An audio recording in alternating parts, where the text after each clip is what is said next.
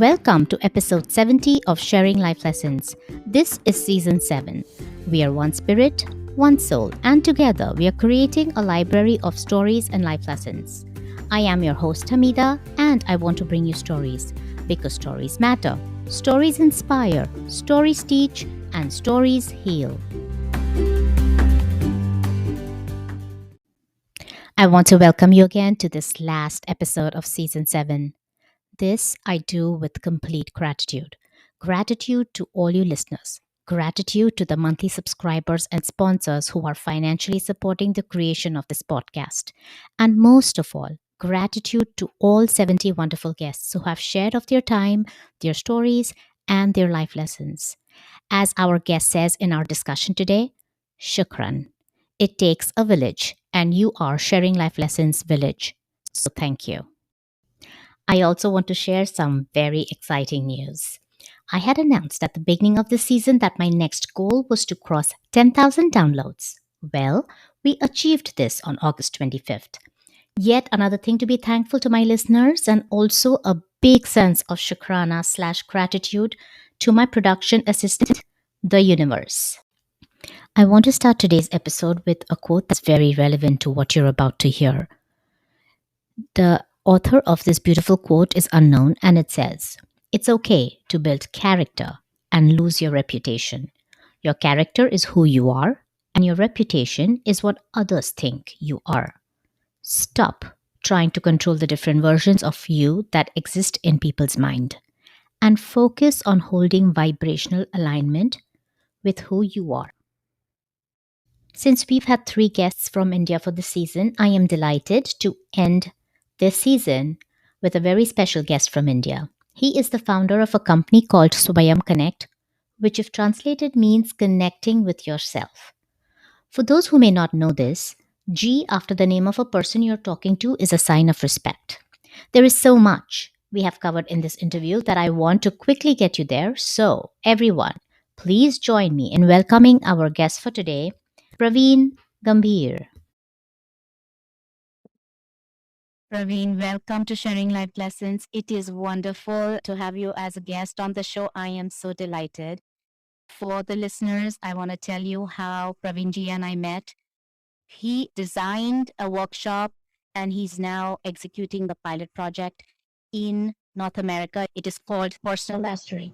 I am participating in it. It's a 9-week workshop and it's every Saturday.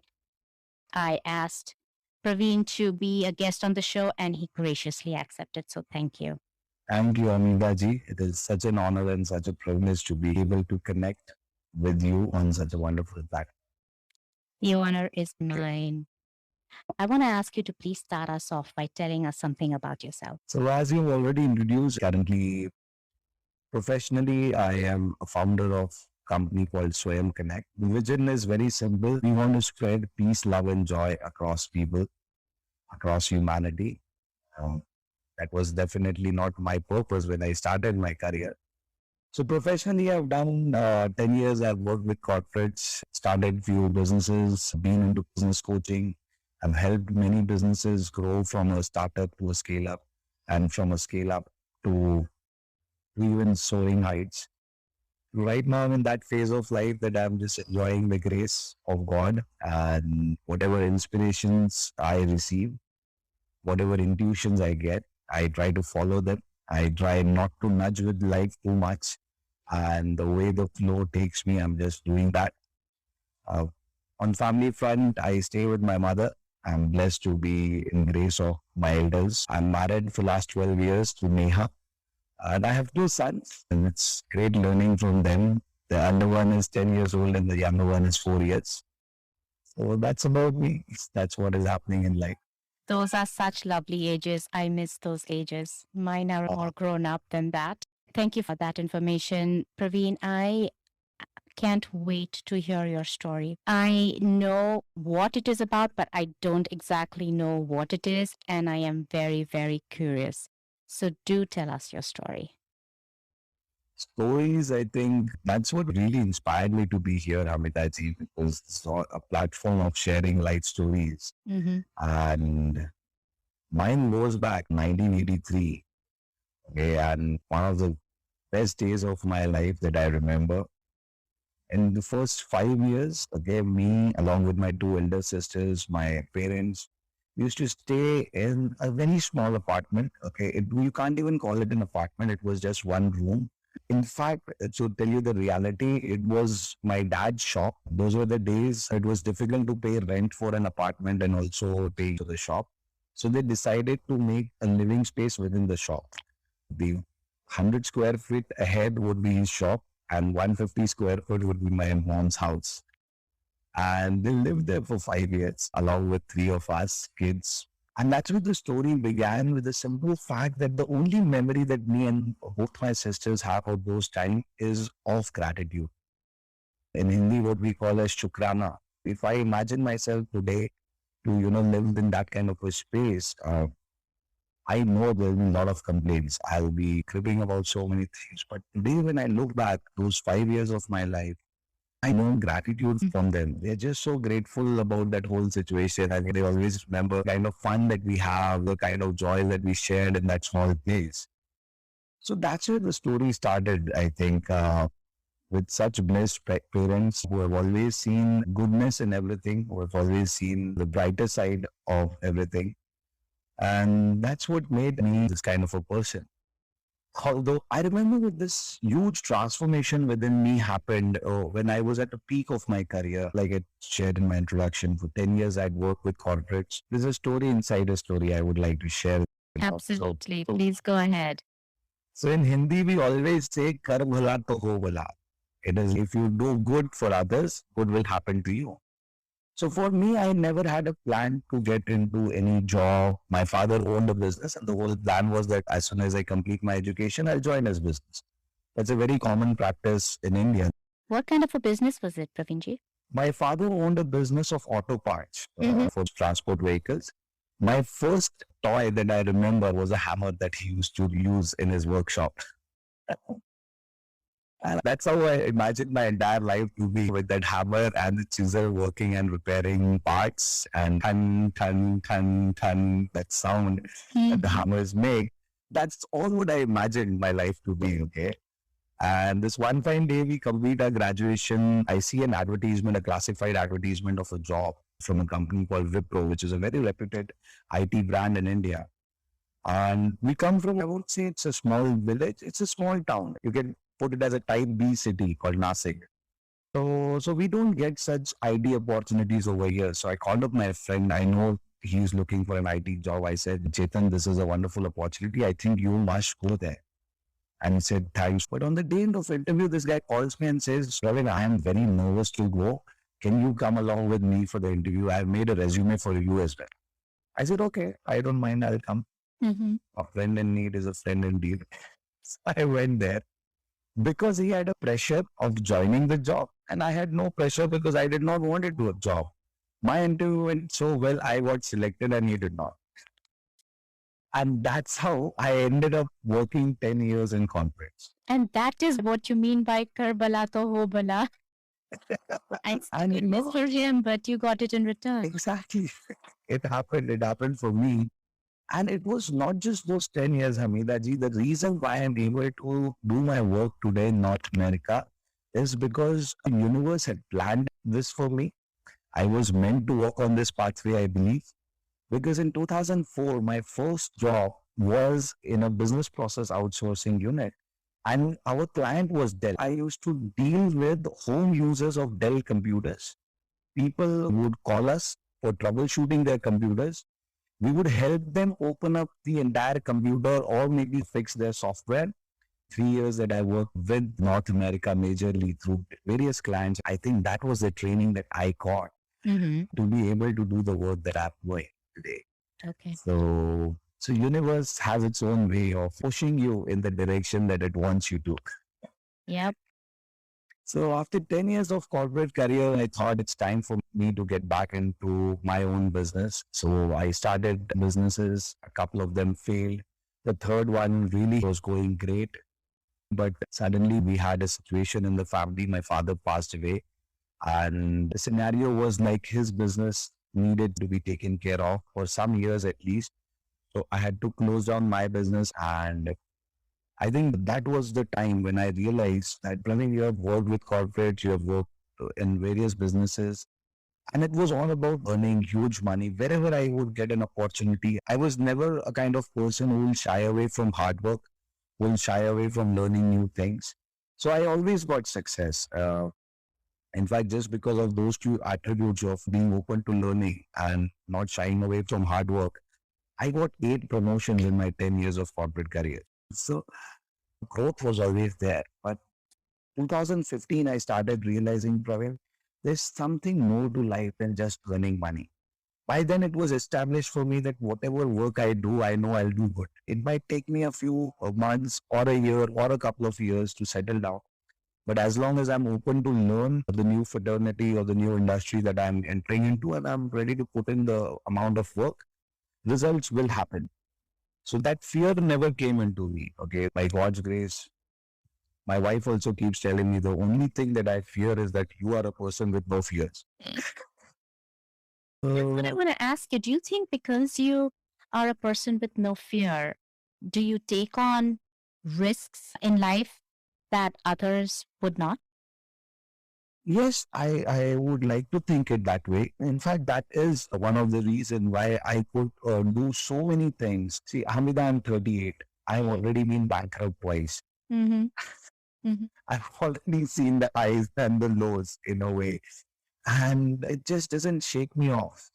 And I wish that happens to everyone, that we realize that is one of the things that I'm trying to do through my work at Swayam Connect, that we realize that within us, we have the power, we have all that is needed to stand up again and keep going. I love that. Nobody dies of a failure. Nobody dies of a failure. I love that. Nobody dies of a failure. In fact, if anything, you live even a better life because you're learning from that failure. When you say that, I have goosebumps right now telling me that you just live more out of your failures. You learn so much out of them. You become a stronger person. You become a better person. Today, if I have to go back and correct even a single thing out of whatever my life has been, I'll just not change anything about my life because that has made me where I am today. So yeah, but I think 2015 when father was not there and that me created a huge void, and that really was the time when I started looking within me, that I've seen difficult times, I've seen great times. What next? Do I want to continue working for my ration? By ration, what I mean is, just making a living. Mm-hmm. Or do I want to really live a life of passion? And that, I think, was the first place where the shift started happening. And I started connecting to what am I good at. Worked in BPOs, I've worked with technical call centers, I've worked with business research, I have sold insurance, I've managed team, I have run a real estate company, a marketing company. What next? This is all for making money. Where am I headed with all this? And I think that was a time when I got a simple answer that one thing that I'm good at is helping people connect to themselves. Mm-hmm. To come to that answer, it took me months and months of introspection. Luckily, on one fine day, I realized it that one thing that I really love to do is help people connect with themselves. And then when I went back to my entire life, that was one of the reasons why I was so successful. At the age of 23, I was managing a team of 36 people. Mm. And people who are more experienced, people who have more education than me. The only reason why I could lead them was I would just inspire them to be the best version of who they can be. So once I realized that, I made that as that this is what I would love to. I would do whatever it takes. And I'll make this as my profession. And that's how I got into business coaching. I joined a training program with a well-established company in my town. And by the end of the program, the chairman over there offered me to be a director with them. He said, we would love to have somebody who's so passionate like you about human transformation because I see that in you. So why don't you join? And I think that was a huge blessing. I got to learn a lot with that company. In 3.5 years, we saw 400% growth. From one town, we moved to 5 different towns, helping businesses grow, startups, housewives who would start their own business, take it to next level.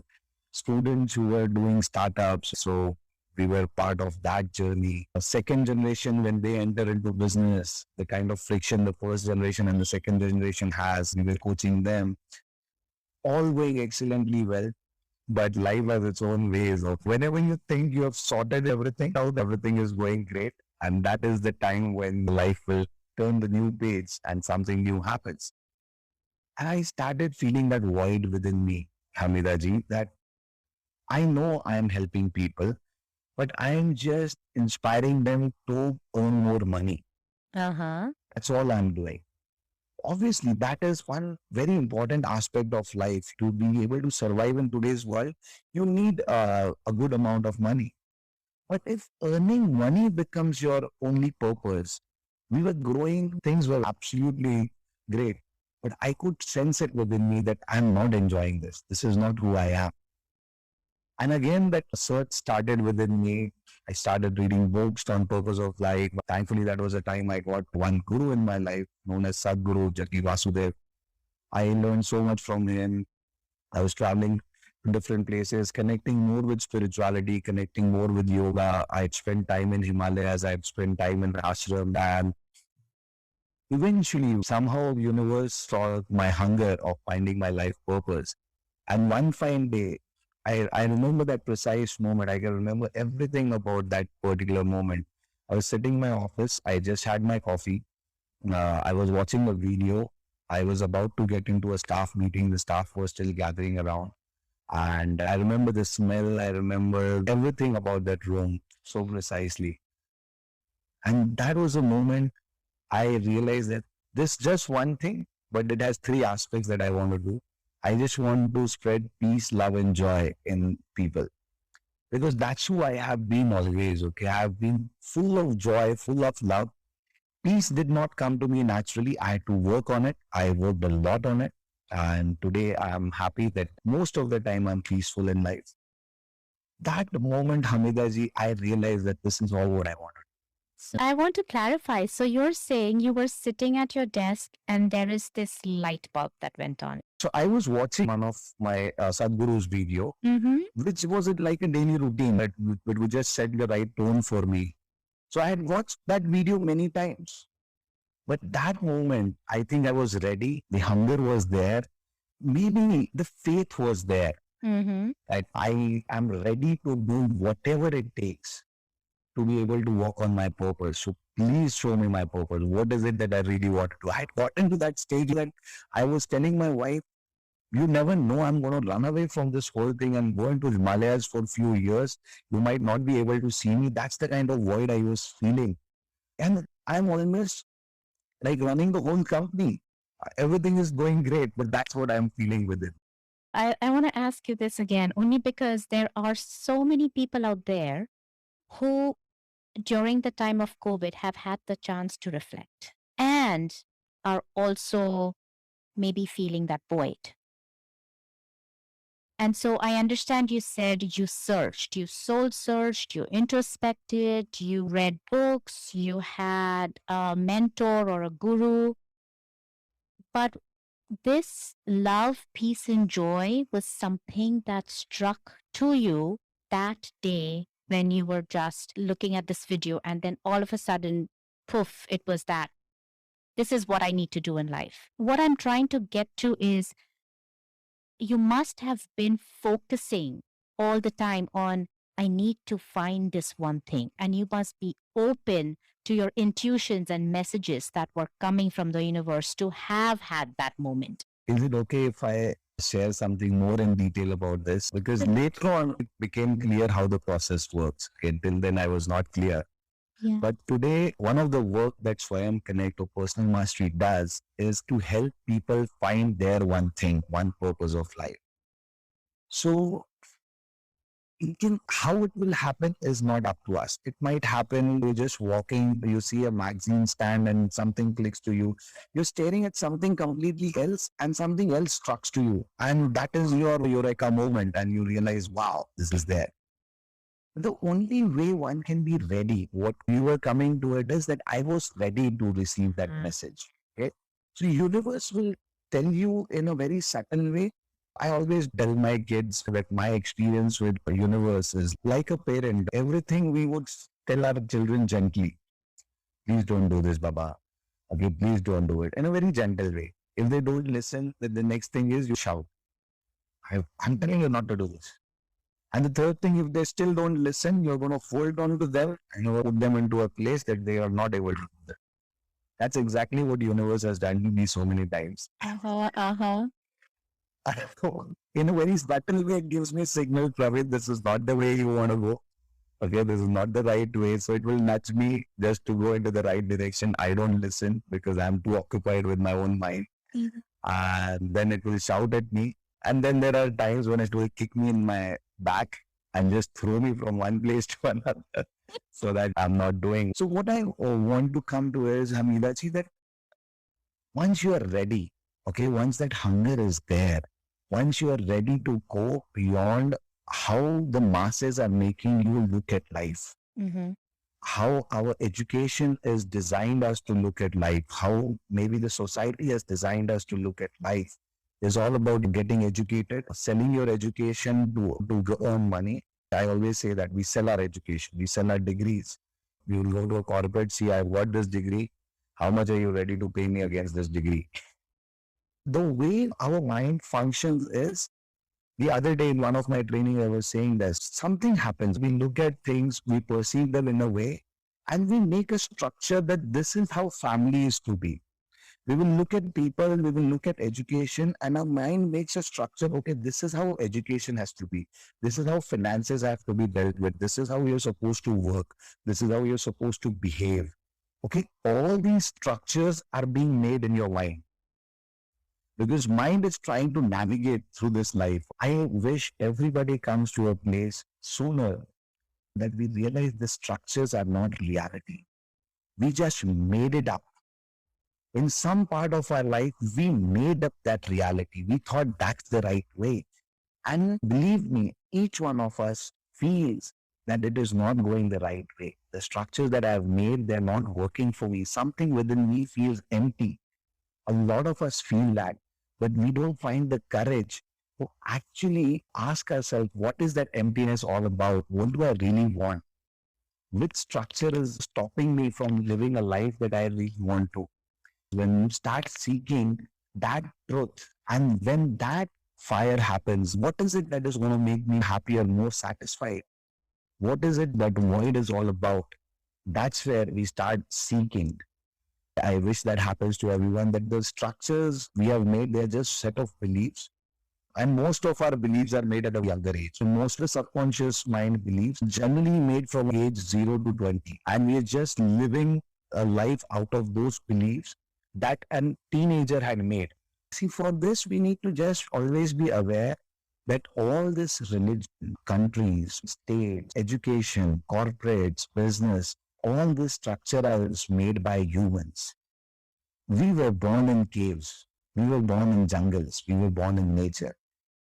And we saw that the only way to survive is to stick together and to help each other. And the kind of problems and issues people kept facing, our ancestors, they tried to make some structures to make life work.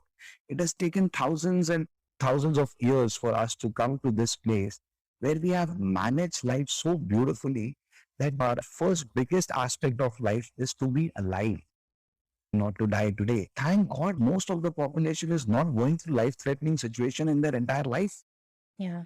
Because that was the reality back then. From there, we have the societies, the religion, the family even family as a structure is made by us.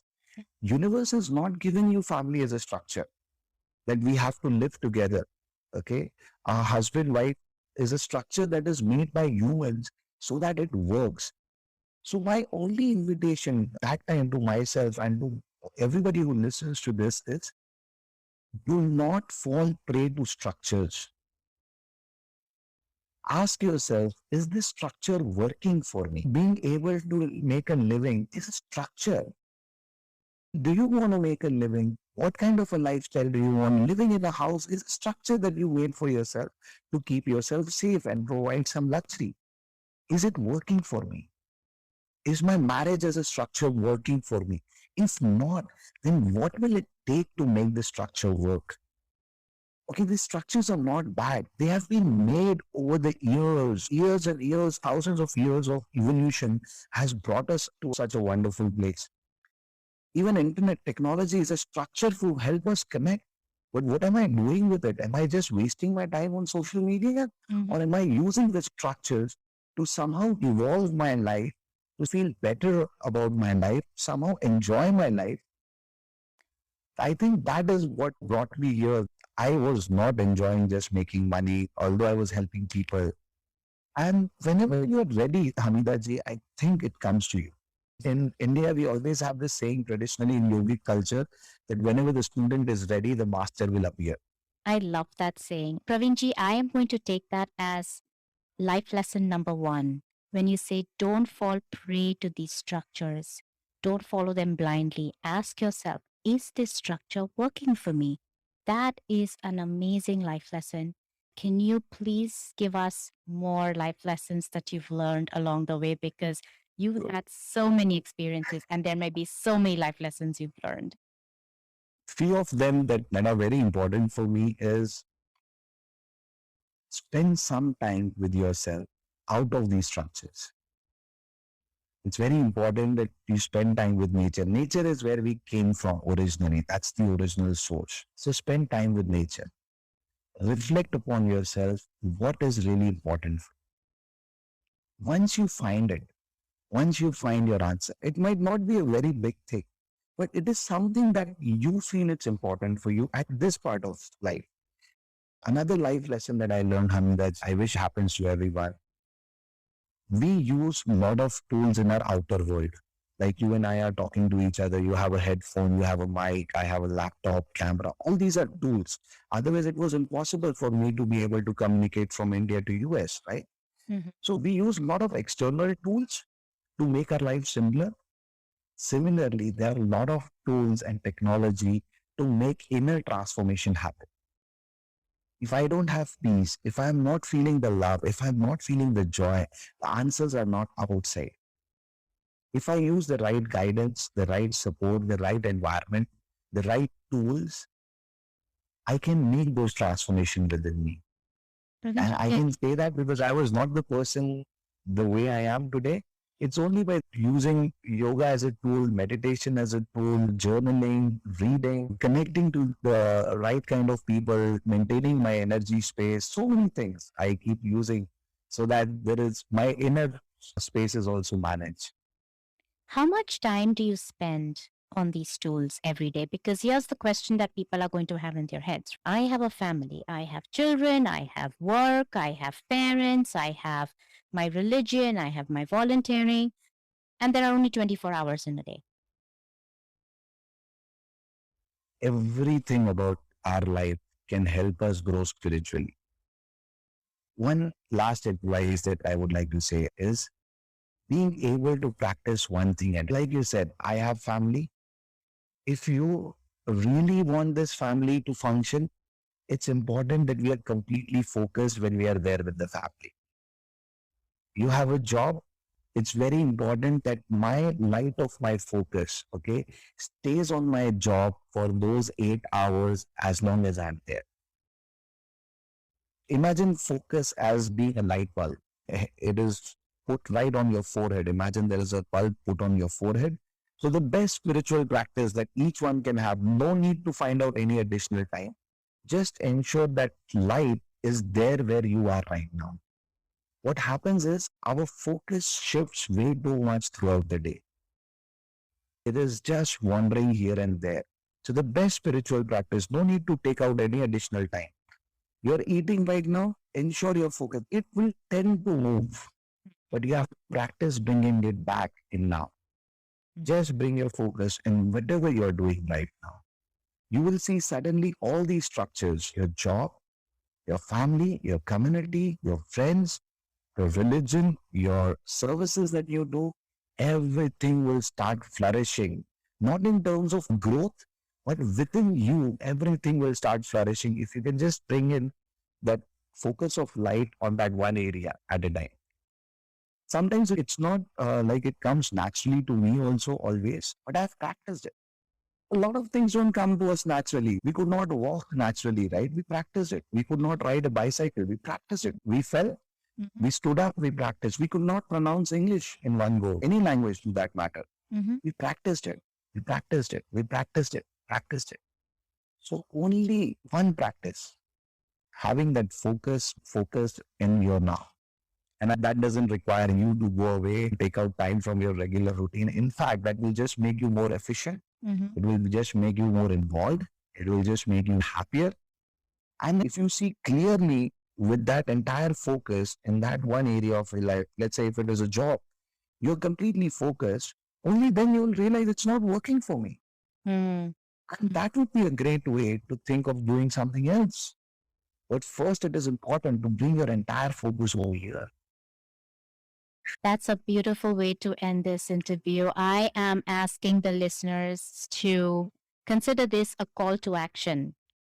Take this away as homework. If you can start focusing on what you are doing at the moment, hopefully the answers will just come by.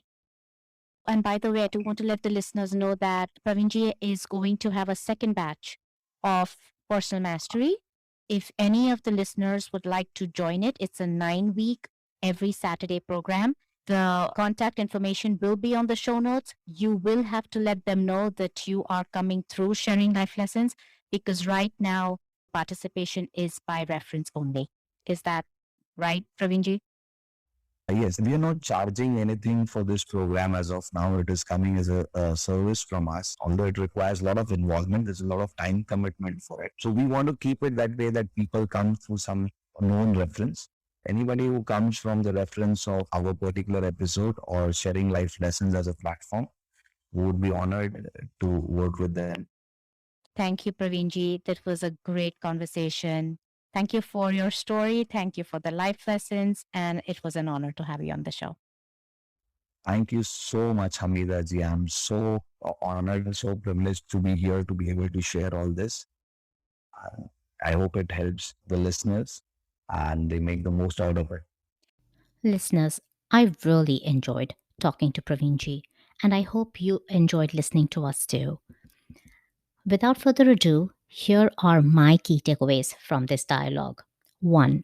Structures are man made, whether they are structures of religion, communities, families, society, education, jobs, services. Do not fall prey to structures. Before adopting a structure, ask yourself, is this structure working for me? Also, ask yourself, which structure is stopping me from living a life that I really want to?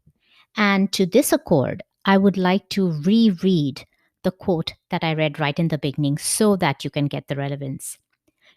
It says, it's okay to build character and lose your reputation. Your character is who you are, and your reputation is what others think you are. Stop trying to control the different versions of you that exist in people's mind and focus on holding vibrational alignment with who you are. 2. Spend some time with yourself. It is very important that you spend time with nature because that is where we have all come from.